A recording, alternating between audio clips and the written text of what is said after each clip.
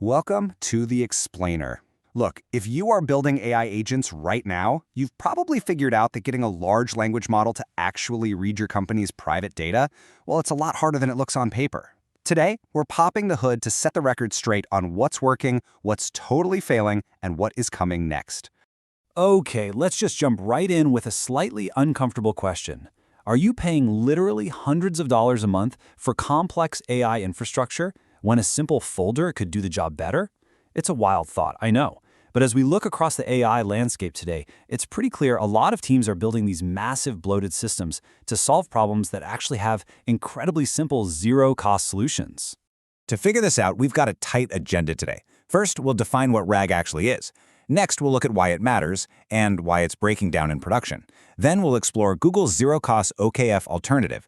And finally, we'll show you exactly how and when to use advanced RAG. All right, Section 1. What is RAG actually? So think of standard LLMs, your GPT-4s, your Claudes, as these brilliant straight-A students who have literally read the entire internet.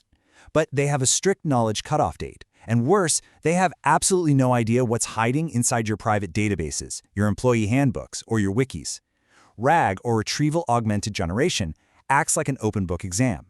Instead of relying purely on what the model memorized, it lets the AI search for the right notes, pull them onto the desk, and generate an answer grounded in your actual facts.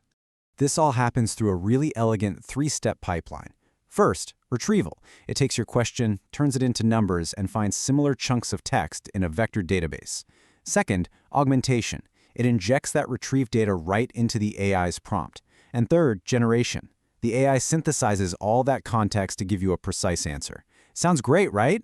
Well, getting that very first step right is absolutely crucial. And it's where so many people hit a wall. You can't just blindly chop your documents into, say, 500-word blocks. That's naive, fixed-size chunking. If a crucial sentence gets cut in half right at the boundary, the AI gets totally lost. To make this actually work, you need semantic chunking, which uses models to detect natural topic shifts and break the text at logical boundaries. It's like slicing a cake by the layers instead of just hacking at it with a cleaver. Moving on to Section 2. Why RAG matters, and honestly, why it fails. Now you might be wondering, hey, modern models have massive context windows now. Why don't we just stuff a million tokens into a single prompt and skip retrieval entirely? Well, doing that on every single query causes your API costs to absolutely skyrocket and your latency crawls to a halt. But even worse, LLMs actually get confused when you overload them with irrelevant context. The true signal just gets totally buried in the noise. But here's the catch. Traditional RAG introduces its own massive headaches. You have to stand up a vector database, which can cost anywhere from $50 to a few $100 a month before you even have real users. You pay embedding API charges every time a doc is edited. Then retrieval misses, so you bolt on a re-ranker, boom, another API charge.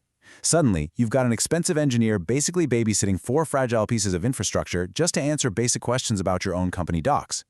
And it all boils down to this harsh reality. Similarity is not truth. Imagine you ask your internal AI agent, what was our financial churn last quarter?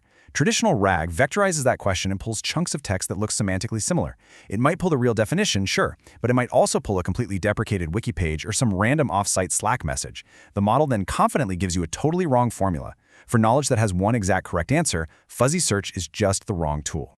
Which brings us to a massive plot twist, and Section 3, the zero-cost OKF alternative. In mid-June, tech leads at Google Cloud dropped an open specification called the Open Knowledge Format, or OKF. And honestly, the whole idea is almost shockingly boring, but in the best way possible. It says, represent everything your organization definitively knows as a simple folder of markdown files with a little YAML on top. No schema registries, no vector databases. The entire spec is tiny. It basically formalizes a pattern developers were already hacking together, giving it a real standardized contract. Notice the stark contrast here. Instead of a bloated stack of embeddings and fuzzy similarity scores, OKF uses zero-cost directories. An AI agent just starts at an index file, reads the table of contents, and navigates step by step to find the exact file it needs, using standard markdown links. There is zero infrastructure invoked here. It navigates to the answer exactly the way a human would click through a wiki. This is a total game changer. First off, it costs exactly $0. It's literally just a folder in Git. Second, by treating your company's tribal knowledge like code, you can use pull requests. Your finance team can physically approve a change to the churn metric. Because the agent reads exactly that approved file, it completely eliminates hallucinations for exact metrics. It's portable, it's boring, and it works flawlessly. All right, Section 4. How to use advanced RAG. OKF is incredible, but how do we build real-world systems across all our messy data types? You have to strategically match your architecture to the shape of your data. As you can see, you should absolutely use OKF for your known knowns, curated wikis, metric definitions, runbooks. But if you need to do exploratory search through 10,000 messy, unstructured customer support tickets, a simple folder won't cut it. For that, you absolutely still need RAG. They aren't enemies. They actually compose together beautifully. But you can't just use the basic naive RAG from 2 years ago anymore. You have to evolve to advanced RAG patterns to fix specific failures. We're talking about corrective RAG, which checks its own work and fixes bad retrievals, or multimodal RAG, which uses vision models to actually read the charts and diagrams in your PDFs, not just the text. For highly complex queries, agentic RAG is completely transformative. It replaces that simple retrieve and generate step with an intelligent loop. The LLM acts like an orchestrator, basically saying, do I have enough info? No? Let me run a new search. Let me call this API. Let me run some code. It actively researches until the answer is rock solid. And if your questions involve deeply connecting the dots, like, how does this new regulation affect the contracts we signed with these 3 vendors? Standard flat vector search is going to fail. That's where Graph RAG comes in. It builds a knowledge graph explicitly mapping out entities and relationships. It understands how concepts interconnect, which totally outperforms basic similarity search for complex enterprise logic. Let's look at this blueprint to tie it all together. Your architecture depends on your exact problem. Simple fact scrambling? Switch to OKF. Retrieving garbage? Implement corrective RAG. Multi-step logic? Deploy agentic RAG. Highly interconnected data? Build Graph RAG. See, RAG isn't dead at all. It's just maturing into highly specific, engineered solutions.